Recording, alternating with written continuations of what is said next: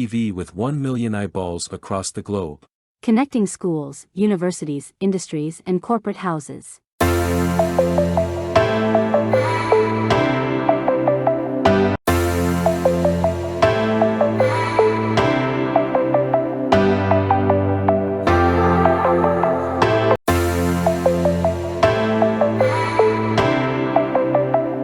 I request Bhumika Arora to start the session. Over to you, Bhumika. Yes, thank you so much, sir. Good evening, everyone. Welcome to another enlightening episode of It's a Matter of Principles on EDU TV. It's a Matter of Principles by EDU TV. I am Bhumika, a 12th grader from GBN International School, and I am thrilled to be your co-host for today. Transiting from school to university is a significant milestone in every student's life. It is a period filled with excitement, anticipation, and at times anxiety.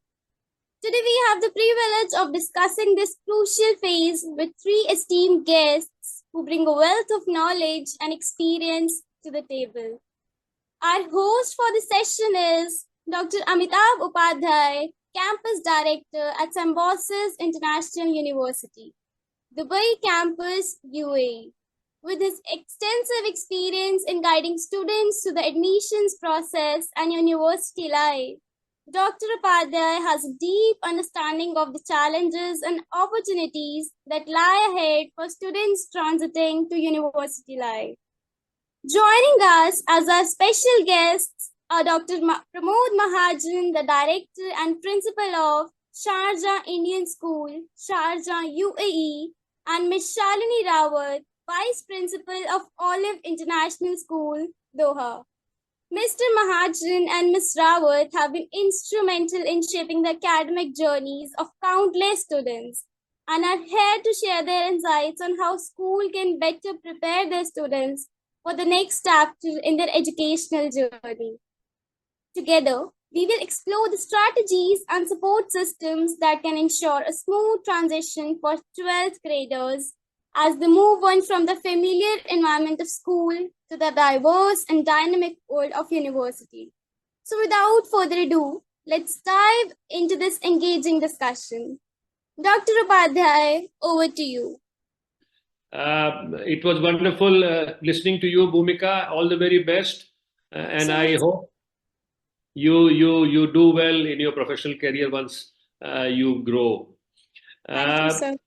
Yeah. The purpose of this webinar today is to talk about how students migrate from school to the university level or the college level in higher education. I've been receiving students at the undergraduate programs regularly for the last 30 years being in higher education, and it is a very crucial phase of your life when a 12th grader goes into college. Very rightly, as you already pointed out, there is a regimented environment in the schools. You know, you're wearing a uniform, you are given a timetable from class to class, from period to period, from subject to subject, and everything is guided by your teachers, your school regulations, and your policies and procedures of the school, which you are bound to follow between, say, 8 to 1 or 8 to 2 or whatever be the timing of your school, 7 or 8 hours that you're there at a school. And then a very structured examination and tests pattern is also part of the curriculum, or growing up or moving into the upper levels. When you come to the college or the university for that matter, suddenly there is a opening up of the chains. You know, there is nothing that stops you from expressing yourself. You are a young adult entering into a newer environment altogether, and that newer environment actually is an environment of freedom with responsibility. In the university or in the college, you are not required to be wearing any kind of uniforms. You can choose a decent dress to enter into the university. The purpose why I'm highlighting this particular thing is that it itself is a different kind of freedom. You're not bound by any regulations of that sort which are personal in nature. However, it was necessary in the schools because that is also part of teaching you or making you learn the discipline of life, which again is a learning experience altogether. We have all done that, all of us. In the higher education environment, you are more responsible for your own studies. The teacher is more a facilitator. Nobody is after your life to see whether you are regularly attending classes or not. However, the consequences of not attending classes would be a penalty for not allowing you to sit in the exams or any kind of marks deductions, etc., etc. So you are given various kinds of rules and regulations. There are policies and procedures that you have to follow, but there is nobody behind you pushing you to follow that, which means I am a responsible person for my own studies. I am responsible for my own, career and progression. And if I falter, which happens most of the times, especially when suddenly people, students or youngsters find themselves in a different environment, that freedom sometimes is very overwhelming and it creates a little bit of confusion and they forget their objectives. Their objective still is studies. Their objective is still is to gain a qualification. Their objective is still to get certain competencies of knowledge and skill and other worldly competencies that you learn in a university, in the courses, in the programs. The classes may be held one in the morning, one in the afternoon, one in the evening. There may be a lot of breaks in between. There may be several other opportunities for extracurricular activities, or co-curricular activities, like you do it in the schools also, but here you will be the organizers. Here also at the higher education level, because you are on a career path, interaction with industry or the area in which you are pursuing will increase. The institution will organize or invite industries to the institution for guest lectures, for specialists coming to address to the students. Various kinds of industry captains will be invited to the students for the purpose of interactions. Now, these interactions happen to broaden your horizons, to give you experiential information and knowledge about what the world lies ahead with you.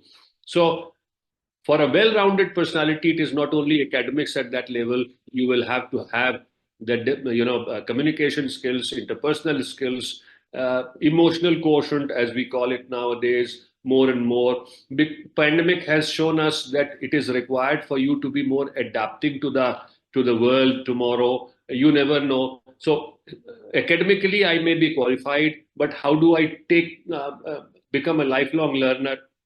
How can I upskill myself? How can I learn, unlearn, relearn at various levels? Take my example. When I was studying, there was nothing like a computer. There was nothing like a PowerPoint presentation. There was nothing like, it was lectures, teachers writing on the board, even at the higher education level.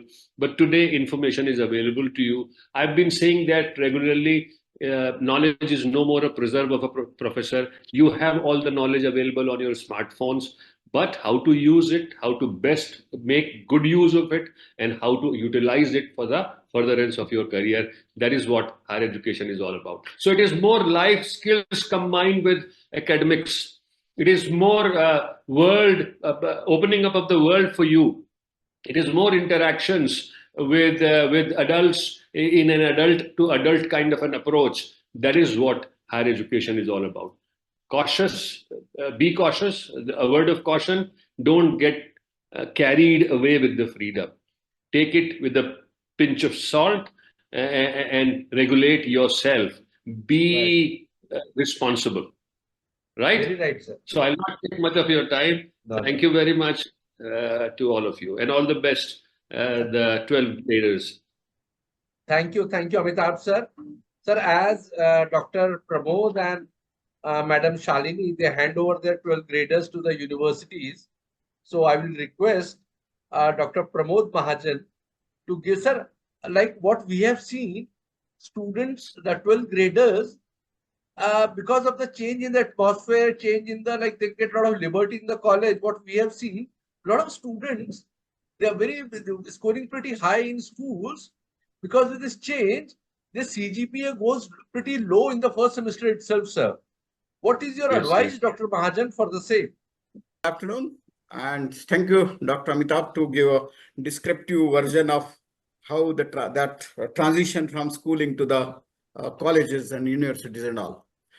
My question is, or my concern is, after schooling, will the students driving the change or they get driven by the change? And there is a gap. There is a gap, and that gap has to be bridged by the universities. Up to 12th standard, they are understanding the world in a different way. Up to 12th standard, they are preparing themselves for competitive exams, for to be future fit or to be job ready, like that. But after completing that task, after 12th standard, there is a confusion in their mind, which stream has to be taken care of, what subjects has to be chosen, and in what way they should drive the change. There is no end. Artificial intelligence is heading like anything. At the same time, knowledge is available on the single click. Third thing is, they have got full freedom after coming to the universities, but that freedom is also giving them a challenge to decide how they will be future fit, challenge to decide how they will be corporate job ready, challenge to decide how they will be futuristic, challenge to decide how they will be future fit. Now, in that aspect, they started thinking, we should go for engineering, we should go for medicine, we should go for skill-oriented courses, we should go for this language, for that language. But the question arises, if it is skill-oriented also, the skills are changing day by day. Now, if they are focusing on the skill-oriented courses, whatever they have learned in first year, when they passed out, when they have completed their graduation, those skills are outdated. Those languages are outdated. Those technologies are outdated. Now, what to do? Now, if it means what is to be focused is, think about those technologies which are yet to be invented, thinking about those techniques which are yet to be advanced, thinking about those issues which are yet to be raised. So how that gap will be fulfilled by the universities? That is the main question. And second, if that gap is fulfilled, trust me, there will not be any confusion, and their CGPA and GPA will not be low, because they are become freedom. They are having their freedom, as well as they were confused in what way they have to go, which are the next steps they have to take. But they are confident because their platform is solid in the schooling process. Platform is solid in the schooling process, but how to jump on that platform, that's the question mark. And if the universities and if the courses and if the curricula give them that platform on which they can jump in such a manner that even sky is not the limit for them, sky is just beginning, then they will not be confused. Again, the question arises whether they will be driving the change or they will get driven by the change. No doubt, technology is having the upper edge. But don't you feel, Dr. Amitabh Upadhyay, that in the colleges, they are becoming, instead of techno-savvy, they are becoming somewhat more techno-addict? Instead of embracing the machines, they themselves sometimes become a machine. So what sort of focuses, what sort of curricula, what sort of areas, what sort of curriculum to be designed that they should be techno-savvy instead of techno-addict? They should be exploring the machine instead of becoming a machine, and they should be driving the change and to be future fit, to be ready for the job. Beyond that, they should be a good human being. Nowadays, their adversity quotient is not enhancing. They don't know how to bounce back during the tough situation with the smiling face. During the schooling, we do ensure the smiling dynamics on their faces. But after that, what happens? There are a lot of suicidal attempts were taken care of. There are a lot of frustration comes in their mind. The psychometric studies are telling that when they are going to the IITs, when they are going to the IIMs, when they are going to the business schools, there are a lot of stress in their mind. So how to reduce the stress? How to enhance their AQ? No doubt, IQ can be enhanced. Their SQ, social quotient, nowadays it's the era of Facebook, it's the era of WhatsApp, it's the era of whatnot. They are very good in that.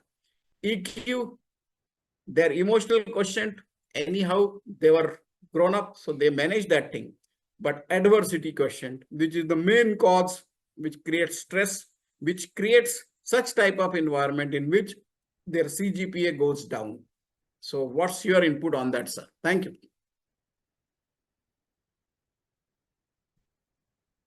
I think you are on mute, sir. Thank you so much, sir. And it Right. is always very, I think you have guided, mentored, trained so many students, thousands of students. And just a sec, I think I'm on, probably I'm getting old now. So, and Pramod, Dr. Pramod has been helping us from very long time, and to all, he has sent students to all the universities we are associated with us, and he has been mentoring students after they have taken admissions also. And we have done a lot of school presentations at their campus many times. And we have, I think what first thing we can do, Amitabh sir, let's invite Dr. Pramod one day to our Symbiosis campus in Dubai. So I think that will be a good thing. I think Shriba ma'am, you are there? She would be there. Yeah, and most welcome, most welcome. Yeah, We will certainly sure. set up. I will set up the certainly thing. set up. Right now, sir is in India. So we'll set up his visit to the campus, and Shriba ma'am can also meet. And thereafter, Shriba ma'am can come and counsel the students in the school for the next year also. Now, we have got Miss Shalini Rawat. She has done very well in a very young age. She's the vice principal of Olive International School, Doha, Qatar, and her advocacy for supporting students, I think it's tremendous. She's always there to support students. And similarly, I think Shiba ma'am can also meet her also, and we can invite Shalini ma'am also to the campus. Shalini ma'am, we would like to have your advice for the students, how they can, that this gap can be bridged between schools and university. Over to you, Shalini. Thank you, Pranav. I've heard it was very enlightening to hear the words of wisdom from Dr. Pramod Mahajan and even Dr. Upadhyay. And I'm sure what they said, it's totally aligned in today's time. To add to it, I would again emphasize on the importance of EQ. No way we can, the students of today, IQ is on their tips because we are totally bombarded with information all the time. Information is at a fingertip. But EQ is so important for them to manage their lives, to manage their relationships, to manage their profession, to manage their everything in life, because the balance and the harmony of staying healthy, there is no other recipe than that, other than having everything in balance. Even if we talk to educators or high profile people, they will always comment on maintaining that harmony and the various goals we set forth. And that is my message to the younger generation, because they look for shortcuts. And to be honest, we can have smart work, we can do smart work, but at the same time there are no shortcuts to success. You have to climb the ladder, you have to gain the skills, not just the skills, will to do it. If there is EQ, if you understand this is, I have emotional intelligence, even if I don't know something, there is resource at hand. Everything is at hand. YouTube is there, ChatGPT is there. They will teach us like a coach. But again, the will to do it has to come from within. And that there the Q is only EQ and SQ. Life will be incomplete without these two and the growth mindset.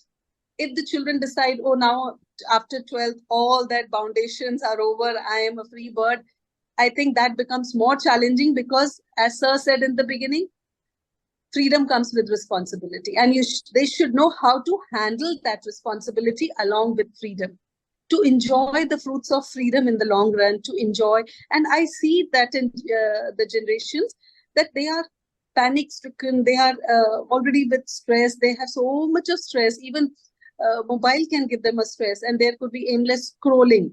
So I would say here, maintain that discipline, because as they come out of the school, they are closely monitored, there is a disciplined life, and after the school, they are like, they can set their own timetable, they can set their own routines, but take it in a positive manner. That, oh, I have got so much time, which I always felt my timelines are set by others. But now I can set my routine, I can set my life in a disciplined manner. So be more organized, because there is a timeline to everything. So when they learn to manage a discipline or a routine in life, they should give equal importance to their physical health. Mindless scrolling will not help, because I see they are so used to glued to their chairs, to their screens, that physical fitness has just gone to the gyms. Okay, gym will train them, gym will maintain their physical fitness. We are forgetting our roots. So 16 years of schooling means a good amount of effort has gone in, good amount of good manners, values, attitudes of global citizenship have gone into them. They have touched upon all the areas. Now it's time for them to prove what the schooling has done to them. Okay, so there is no magic wand what the universities will do or the schools will do. But that 16 years of training should not go waste. You should remember each and every life lesson, whether in terms of being a good global citizen, whether you see environmental pollution, whether you see small challenges, whether it is coming to concepts or this use of tools and technologies effectively and using them productively to ease out life, to ease out jobs, and also being a lifelong learner. A good student always, we are also lifelong learners. We remain students. We are learning from each other. So my message is, stick to your discipline routine. Don't just let go. Be resilient. Then grit. It will all add on, because these values have already been, the seeds are already sown in 16 years of schooling. So it's time for you to help these seeds bloom through that independent decision making. And that will come if you have good EQ, as Sir said. Very rightly said, good SQ, you can lead your life, be mindful of what you do, be conscious of each and every decision, each and every step, each day. So that will be the mantra for you to have a good university life and good learning. Thank you, Pranav. Thank you so much, ma'am. It was raised by Dr. Mahajan about who will drive the change from whether the students or the university or whatever.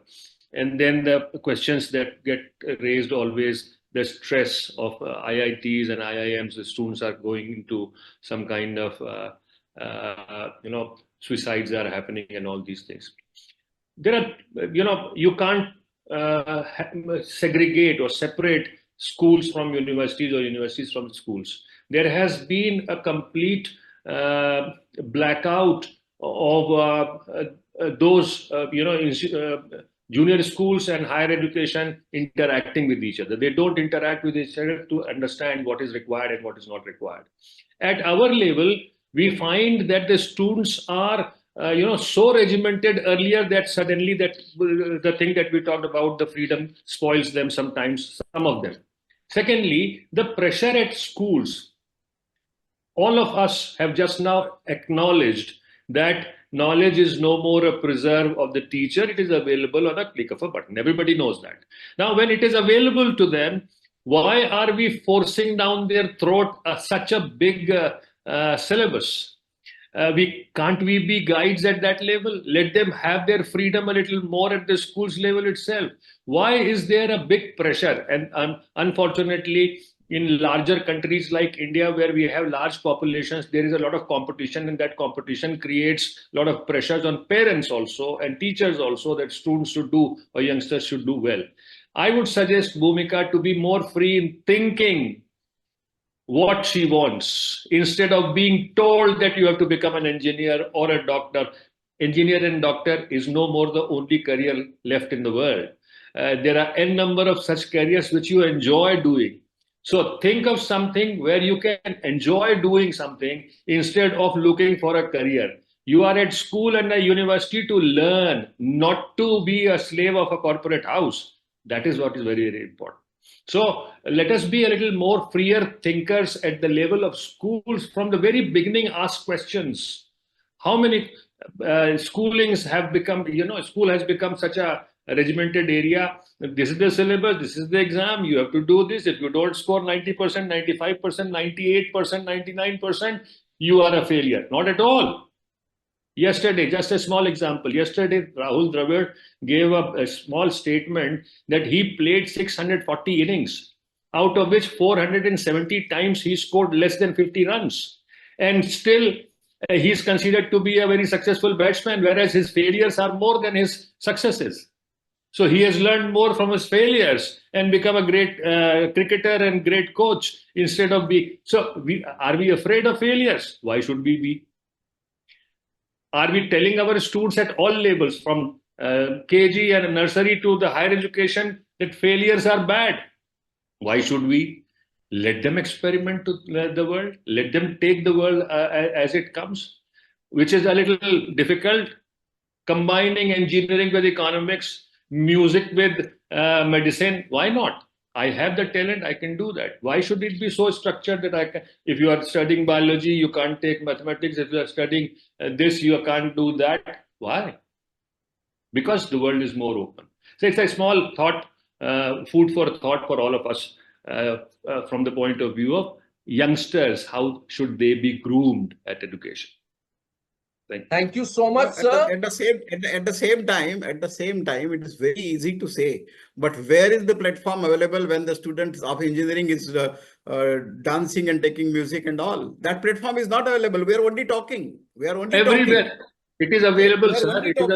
It is available, sir. That is what it is. It is available at every level. It is available at a very few colleges, and those colleges getting admission is not that much easy.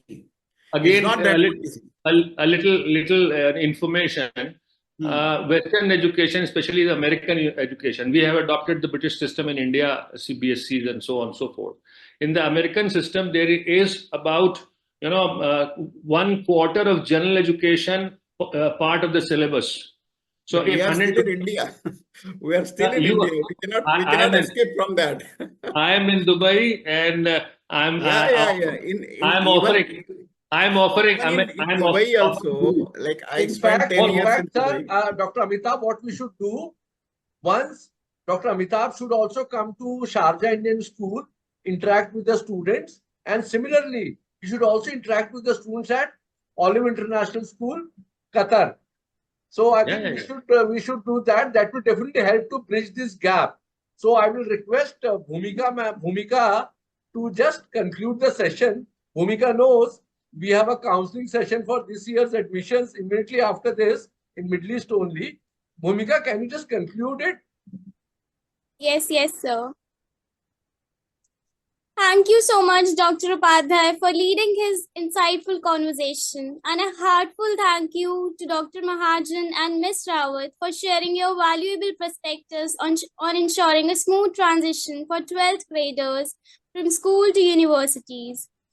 As we have learned today, a seamless transition requires a collaborative effort from schools, universities, and families. By providing the right guidance, support, and resources, we can empower students to embark on their university journey with confidence and clarity. I would also like to extend my gratitude for joining all of us to this episode of It's a Matter of Principles. Your engagement and interest in such crucial topics are what make these discussions impactful and meaningful. To all students, remember that there's a transition is a time of growth and new opportunities. Embrace it with an open mind and a positive spirit. And to all the educators and parents, thank you so much for your unwavering support and dedication to shaping the futures of our young learners. Once again, thank you, Dr. Upadhyay, Dr. Mahajan, and Ms. Rawat for your time and insights. This has been truly enlightening session. Until next time, this is Bhumika signing off from EDU TV. Have a great day ahead.